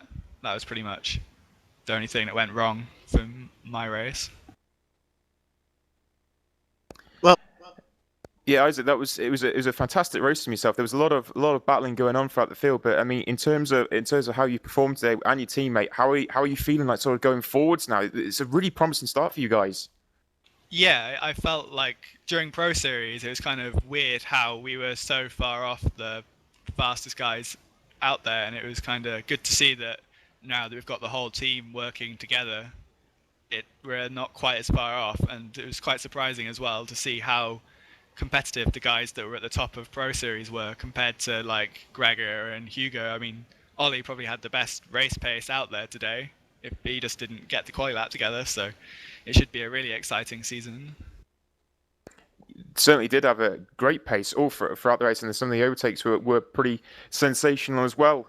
In terms of your own personal goals, how do you see your season playing out for you? Is this the sort of area you want to be in throughout the season? Well, yeah, that's the goal. I think really I'm just trying to sort of stay near where Jake is every race, because, I mean, he's got experience and he's finished sort of best of the rest outside Free ID and Redline the last 2 years. So if I can just sort of stay near him and match him, then I'm going to be doing well every week. So that's the goal. It's a great goal to have, and massive well done today, and look forward to seeing you going forwards as well. Thanks. And finally, we're going to talk to the team principal for Team Redline. You must be one very happy bunny, Dom, getting Gregor Hutu winning first time out, Enzo Benito P3. I mean, you didn't even have Atsi running, and you still get 2 drivers on the podium. I'm really stoked for a few things, really. I guess Gregor taking his first win at Spa. Would you believe that in World Championship? Enzo, his first podium in WCS, absolutely fantastic. And finally, the show this time was absolutely fantastic. Hugo, a great champion, Gregor, a great champion, and that battle at the end, you know, it had me on the edge of my seat. it had us on the edge of our seats. In fact, as I think I was saying, this has possibly been my most fun call I've ever had of WCS competition, just because of those battles in between those two drivers. Now, of course, the day wasn't completely successful for you because Ben Cornett had some issues in qualifying. So, Ben, in his typical Cavalier style, started practicing, I think, this morning. So, did his first laps. And you need a bit more prep usually. But, he'll bounce back in his own way. But again, I mean, you didn't have Atty here, still two drivers on the podium, and I think really Enzo Benito set the world on fire today with his raw speed. I mean, he did seem a bit nervous in the early going, but once he actually, got into his rhythm, phenomenally quick, and in fact was matching Louise for pace in the early going. But I mean, I think really you have to say it shows the reason why he invited him to be a part of his stable. Absolutely. I mean, Enzo was amazing in the GT cars, and if we could just nurture some of that talent towards the F1, we just knew that he's got the skills, he's young, and he's a really good team player, so fantastic for us. And now we go to Interlagos in 2 weeks' time, and I mean, you've set the season up the way I think that you really want to. What's the goal from here on in? And of course, you'll likely have Atty back in 2 weeks' time, so you'll have a free drivers potentially going for the podium. Yeah, I'm really looking forward to that. Gregor does really well at Interlagos. He always does since the old F1 2001 days. So I think he's going to be a good, strong challenger, but a Hugo on the home track. And I cannot wait for the return of the Atty, because he really helps us out and is definitely a race winner. So yeah, and maybe looking forward to maybe Enzo getting on the podium, and maybe one day Luke will return from his travels in wherever. And it's always great to have Luke McLean in the series as well. But congratulations, Gregor Hutu. Final question: where does this rank, do you think, in Gregor Hutu's all-time win list? I think it's a big one. He was always really good at Spa. He's never won it. I think this is a really fun race for him, and this is what we want. We want fun races. So I think this will be definitely in his top 10, considering how many he's done. That's actually pretty impressive. Well, cheers, Dom. We'll talk to you next time out. Dom Duhan, the team principal for Team Redline. Two drivers of his on the podium today, Gregor Hutu and Enzo Benito.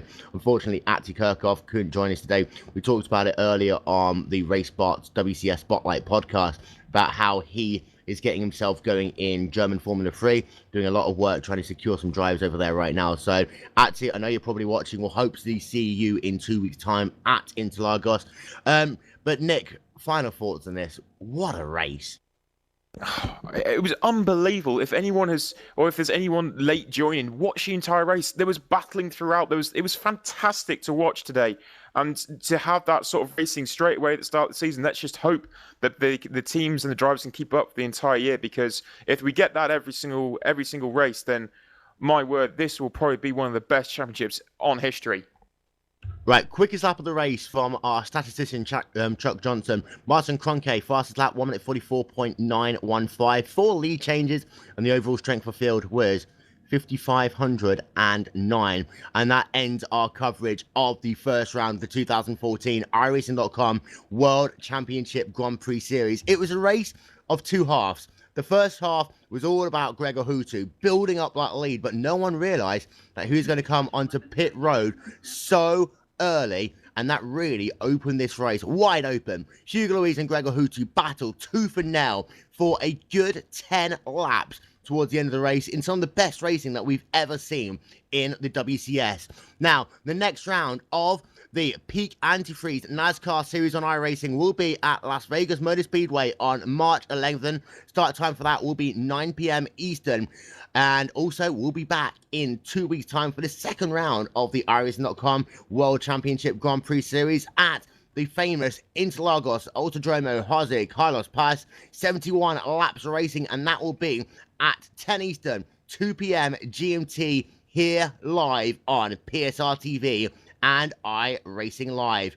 This has been a PSR TV presentation of the iRacing.com World Championship Grand Prix Series. From Will Vincent, Nick Rowland, all the guys at the back over at PSR TV. We'll talk to you next time. What a race. We'll see you in 2 weeks' time.